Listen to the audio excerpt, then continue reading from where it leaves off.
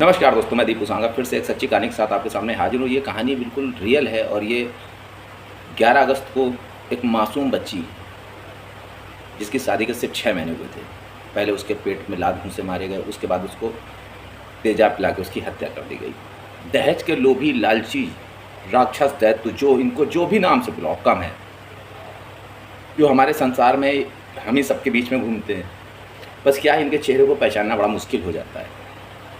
और इस पे अभी तक ऐसा कुछ एक्शन नहीं हुआ है कि जो दहेज के लोभी लालची होते हैं, इन पे कुछ बड़ी कार्रवाई की जा सके।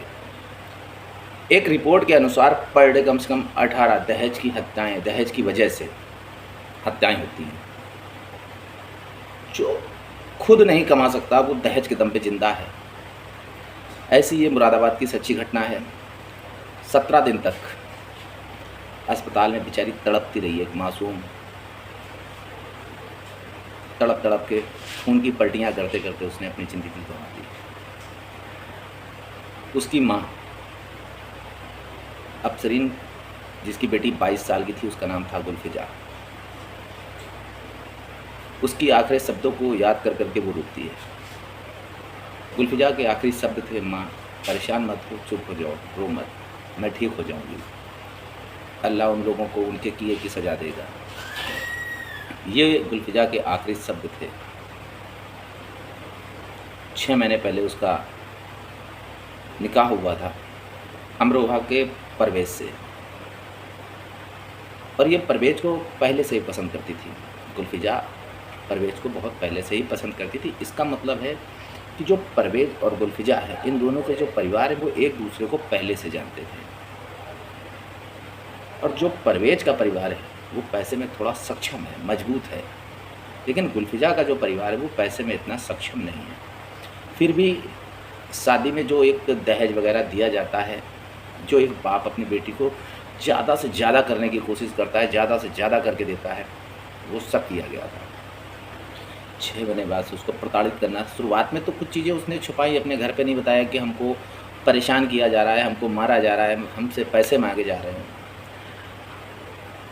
फिर 6 महीने बाद जब उसकी एक हद होती है किसी चीज़ को बर्दाश्त करने की, फिर उसने अपने घर को बताया कि मुझसे 10 लाख रुपए मांगे जा रहे हैं, कि जाओ अपने घर से 10 लाख रुपए लेके आओ।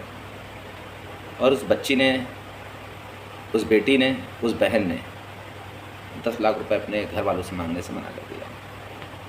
उसी के चलते उसको लात घूंसों से मारा गया, उसको दहेज और तेजाब पिला दिया गया। आप सोचो कि एक ठंडा पानी भी पीने में कितना गले में लगता है, किस तरीके से उससे ज़बरदस्ती करके उसके मुंह में तेजाब डाला गया होगा, कितना तड़पी होगी वो। किसी की बहन है, किसी की बेटी है, कितना तड़पी होगी। 17 दिन तक उसने खून की पलटियाँ की। 17 दिन उसने मौत से लड़ाई की। सिर्फ 10 लाख रुपए के लालच में उसकी जान ले ली गई। हालत जब उसकी ज़्यादा बिगड़ गई थी तो गुलफिजा के जो है घर वालों को, उसके ससुराल वालों ने फ़ोन किया कि तुम्हारी बेटी ने तेजाब पी लिया है। सच्चाई नहीं बताई गई कि हम ही लोगों ने पिलाया है, और इस अस्पताल में, एक मुरादाबाद के निजी अस्पताल में उसको भर्ती कराया गया है। उसके घर वाले वहाँ पहुँचते हैं और उसके जो परवेज़ के जो माँ बाप थे वो वहाँ से फ़रार हो जाते हैं। और जो हॉस्पिटल के जो कागज़ मिलते हैं डिस्चार्ज वाले, क्योंकि 17 दिन जब वो हो गए थे अस्पताल में तो उसकी पहले थोड़ी तबीयत सही हुई, तो जो डिस्चार्ज कागज़ वगैरह होते हैं वो उसके ससुराल वाले लेके गायब हो गए। उसके बाद अचानक से 2 दिन बाद उसकी तबीयत ज़्यादा बिगड़ जाती है, तो मुरादाबाद के सभी अस्पतालों में जाते हैं, लेकिन वहाँ उसको कोई भर्ती नहीं करता है। गुलफिजा को किसी ने भी भर्ती नहीं किया, यहाँ तक कि शायद एम्स में भी गए थे, वहाँ भी भर्ती नहीं किया गया। उसके बाद ये वापस उसी अस्पताल में जाते हैं जहाँ इसका इलाज चला था। अब देखिए, उस अस्पताल वाले ने, जिसने इलाज किया था, उसने भी दोबारा उसको भर्ती नहीं करा, और उसको समय पर इलाज ना मिलने की वजह से एम्बुलेंस में वो उसने कई बार ब्लड वाली पलटियाँ की। जो उसको समय पे अगर इलाज मिल जाता तो शायद एक कुछ % चांस था कि शायद बच जाती। समय पे इलाज नहीं मिलने से उसकी मौत हो जाती है। उसके घर वालों का कहना है अस्पताल पे भी कड़ा एक्शन होना चाहिए, ये जांच का विषय है, जांच होनी चाहिए, क्योंकि जो परवेज़ है उसके घर वाले पैसे वाले हैं और इस केस को दबाने की पूरी कोशिश करेंगे। परवेज़ तो आखिरी में गिरफ्तार हो गया है, लेकिन उसके माँ और बाप के साथ साथ 7 लोगों पे और ये केस खिलाफ दहेज उत्पीड़न और हत्या का जो केस है, मुकदमा है, ये लिखा गया है। मुरादाबाद से 15 किलोमीटर दूर नगला बनवीर एक गांव है, वहाँ पे ये रहती है। मतलब गुलफिजा के जो माँ और बाप हैं, जो माँ है वो आसरीन है, वो वहाँ पे रहती है। उसके 5 बहन भाइयों में ये सबसे बड़ी थी।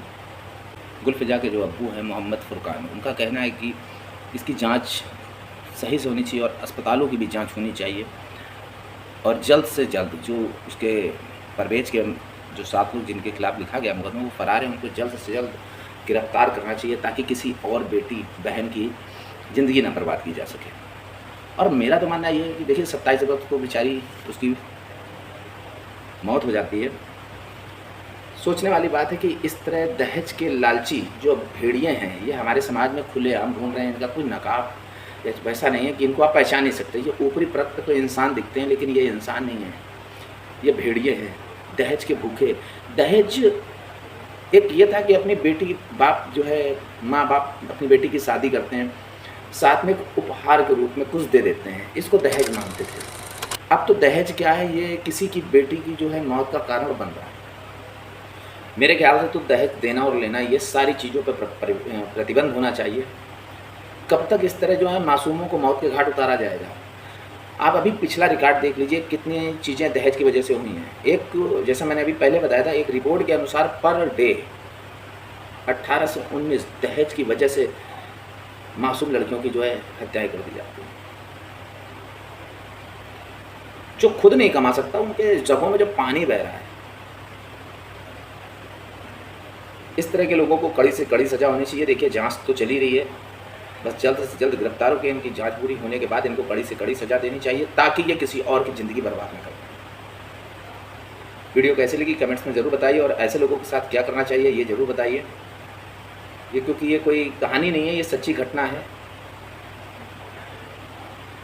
वीडियो को लाइक सब्सक्राइब शेयर जरूर करें, आपका अपना चैनल है। मिलते हैं अगले वीडियो में।